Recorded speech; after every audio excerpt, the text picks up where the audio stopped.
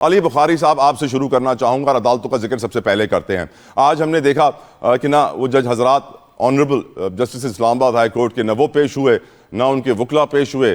منیر ملک بھی نہیں آئے، ریاست علی آزاد بھی نہیں آئے، شعیب شاہین بھی نہیں آئے، اور پھر آئینی عدالت نے عدم پیروی کی بنیاد کے اوپر جو ہے وہ خارج کر دی اپیلیں۔ اس وقت بات یہی ہو رہی ہے کہ کیا سپریم کورٹ کی پاورز اب ختم ہو گئی ہیں اور سپریم کورٹ نے اپنی پاورز کانسٹیٹیوشنل کورٹ کو دے دی ہیں؟ آپ آج کی اس کارروائی کو کیسے دیکھتے ہیں؟ کیا امپیکٹ دیکھ رہے ہیں آنے والے وقت میں اس کا سر؟ بسم اللہ الرحمن الرحیم۔ بہت شکریہ طلحہ بھائی آپ کا۔ دیکھیں جی توہی صاحب، بڑی سمپل سی چیز ہے۔ یہ جو 26ویں امینڈمنٹ ہوئی ہے، اس کے بعد 27ویں امینڈمنٹ ہوئی ہے، اس کے بینیفیشری کون ہے؟ اس کے سب سے بڑے بینیفیشری حکومت تو چلے پولیٹیکل لوگوں کو میں ایک سائڈ پہ رکھ دیتا ہوں۔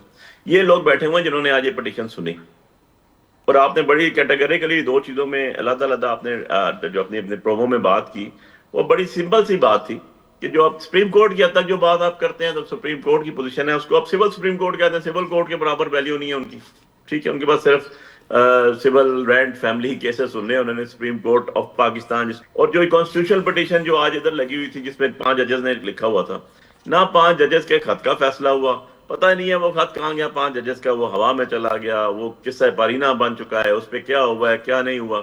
الٹا جن کے خلاف لکھا ہوا تھا وہ ہیئرنگ کر رہے ہیں انہی ججز کی، جن ججز نے ان کا یہ ایکٹ ہی چیلنج کیا ہوا، جن کی سینیورٹی چیلنج ہوئی ہے، جو خود باہر سے آئے اور آ کے انہوں نے سپروائز کر دی چیزیں ساری، آکوپائی کر دی ساری کی ساری چیزیں۔ تو اس کے اوپر ہم ہنس ہی سکتے ہیں، نہ کوئی وکیل پیش ہوا ادھر، نہ کوئی جج پیش ہوا، اور وہ نان پروسیکیوشن خارج کر دی، آن میرٹ کر دی۔ آئی ڈونٹ نو، کیونکہ ان سے نہ کوئی پوچھنے والا ہے کوئی، نہ ان سے کوئی روکنے والا ہے، نہ اور ایک اور انٹرسٹنگ چیز بھی ہوئی سر آئینی عدالت میں۔ آج آئینی عدالت میں P T I Imran Khan کے وکیل نے کہا آنریبل جسٹس امین الدین خان صاحب سے اور بینچ سے آئینی عدالت کے کہ ہمیں خان صاحب سے ملنے کی اجازت دی جائے، تو وہ کہتے ہیں ٹرائل کورٹ میں جاؤ۔ اس سے پہلے ماضی میں ہم نے دیکھا قاضی فائز عیسیٰ نے بھی کہا کہ خان سے ملوایا جائے، دوسرے چیف جسٹس تھے ان کے سامنے درخواست رکھی گئی تو وہ بھی کہتے تھے ملوایا جائے، لیکن امین الدین خان صاحب نے کہا ٹرائل کورٹ میں جائیے۔ اس کی آپ کیا سگنیفیکنس دیکھ رہے ہیں سر؟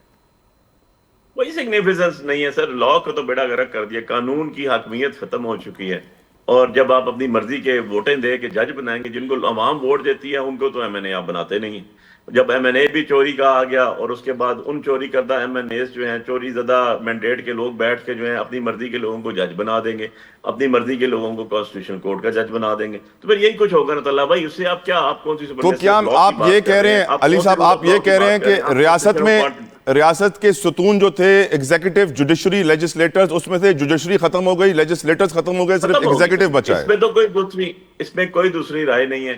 آپ کبھی بھی کسی بھی لیگل جورسپروڈنس لکھنے والے سے، جورسپروڈنس سمجھنے والے سے پوچھیں گے، کسی اسلامک جورسپروڈنس سمجھنے والے اسکالر سے بات کریں گے، تو یہی کہے گا کہ جی یہ جو نظام عدلیہ رہ چکا ہے، یہ ایک ماتحت سبارڈینیٹ کورٹ ہے۔ اس کی ورث صرف یہ ہے کہ یہ اپنے آقا حضور کے حق میں بات کر سکتے ہیں، اور بخاری صاحب چیف جسٹس یایا آفریدی کریں گے تو یہ ایک چیز ایڈ کروں گی، میرٹ پریویل کریں گے تو ان کو اٹھا کے وہ کسی دوسرے صوبے میں پھینک دیں گے، بنو پشین پھینک دیں گے، ان کو اٹھا کے جو ہے وہ ڈیرہ اسماعیل خان پھینک دیں گے، ان کو اٹھا کے دوشکی پھینک دیں گے۔ سو یہ تو ان کی پوزیشن ہے، اور نہیں چاہیں گے تو کہیں گے اوکے جی 209 کانسٹیٹیوشن کی ضرورت نہیں ہے، ہم نے زیادہ ووٹیں اکٹھی کر لی ہیں، 10 بندے ہیں، آپ تو کرپٹ آدمی ہیں، جائیں گھر جا کے آرام سے بیٹھ۔ یہ بتائیں سر کہ آخری پاکستان کے آخری chief justice of Pakistan supreme court کے یایا آفریدی، کیونکہ ان کے بعد پھر یہ عہدہ پاکستان کا کہیں آئینی عدالت میں چلا جائے گا، تو اب ان سے جو جونیئر جج حضرات تھے جن کو وہ لے کر آئے ہائی کورٹ سے اور آئینی بینچ میں لے گئے، وہ آج ان سے سینئر ہو گئے ہیں اور ان کے آرڈرز بائنڈنگ ہیں ان کے اوپر۔ کیا کچھ عجیب سا لگ رہا ہوگا اس وقت chief justice of Pakistan Yahya Afridi صاحب کو؟ کچھ فیلنگز ان کی مکسڈ ہوں گی؟ ان کو کچھ بھی، ان کو میرے نزدیک، I am speaking for my self, کچھ بھی عجیب نہیں لگ رہا ہوگا، کیونکہ وہ تو خود بینیفیشری رہے ہیں نا جی، 4تھے 5ویں نمبر سے اٹھ کے چیف جسٹس بن گئے، تو ان کو لیے وہ چیز ان کو سوٹ کر رہی تھی، اسی تنخواہ پہ وہ خوش ہیں، تو ان کو کیا لگے کہ ان کا کیا ہوگا، یہ تو تاریخ ثابت کرے گی۔ یہ تو تاریخ کے جب آپ کے آتھر لکھیں گے نا، اور کچھ عرصے بعد جب پتہ چلے گا یہ ساری چیزیں اوپن ہوں گی، اور جب ویسے تو اوپن ہے لیکن جب یہ تحریری صورت میں آئیں گی تو اس پہ قاضی فائز عیسیٰ کا کردار، ان کی بیوی کی پراپرٹیاں، ان کا پاکستان سے چلے جانا سے لے کے، اور یہ جو یہاں تک فیصلہ ہوا یایا صاحب کے فیصلوں تک، بیچ میں جو ججز نے ریزائن کیے، جو انہوں نے لیٹر لکھے، جو کہتے تھے شتر مرغ کی طرح ریت میں سر آنکھیں مت دبائیں، سر مت دبائیں، آپ کا ادارہ تباہ ہو رہا ہے۔ تو یہ 25 کروڑ عوام کے ایکسچیکر کے پیسوں سے جناب پلتے ہیں. Right, یہ sir. وہاں سے کوئی سی ایس ایس ایگزام کر کے نہیں آئے ہوئے, یہ انہیں چوری کے MNAs نے بٹھا کے ووٹیں دے کے لائے ہوئے ہیں, نہ یہ کوئی CSP آفیسرز ہیں, نہ یہ CSS آفیسرز ہیں. انہوں نے کچھ بھی نہیں کیا, نہ ہی کوئی امتحان کہیں دیے, اور اٹھ کے آگے اور بیٹھ کے. تو چلے اب دیکھنا یہ ہے کہ یہ نظام کب تک چلتا ہے, بالکل ٹھیک, بالکل ایک ٹھیک, بتا دوں کفر کا نظام چل سکتا ہے, ظلم کا غیر نہیں. منصفوں کا نظام نہیں چل بے سکتا. یہ شک, بڑی بے سمپل شک, سی بے کوئی شک. کر دی. رضا ہارون صاحب, آپ کی رائے آئینی عدالت کے اوپر, ٹرائیکوٹمی آف پاورز کے اوپر, چیف جسٹس آف پاکستان آخری یحییٰ آفریدی صاحب کے حالات کے اوپر کہ ان سے جونیئر آج ان سے سینئر ہو گئے ہیں, ڈو یو تھنک ہم صحیح ڈائریکشن میں جا رہے ہیں, عدلیہ بہتری آ رہی ہے اس کے اندر سر؟ رضا ہارون صاحب. طلب بھائی, آئین میں 2 ترامیم ہوئی ہیں ریسنٹلی, 26ویں اور 27ویں. 26ویں ترامیم کے وقت ہم نے دیکھا کہ بہت لابنگ ہوئی تھی, اور خاص طور پہ پیپلز پارٹی کے چیئرمین نے اس کے لیے بہت لابی کی.